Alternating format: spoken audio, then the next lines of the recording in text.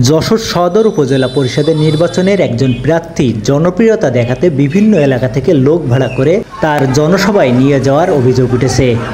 এরপর সমর্থকদের দেওয়া হচ্ছে যাতায়াতের জন্য পরিবহন, খাওয়া দাওয়া ও পকেট খরচ।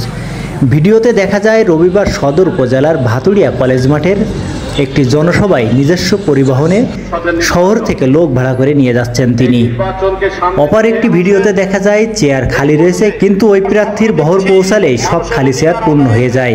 এভাবেই তিনি বিভিন্ন এলাকায় প্রচারে যেয়ে নিজের জনপ্রিয়তা দেখাচ্ছেন।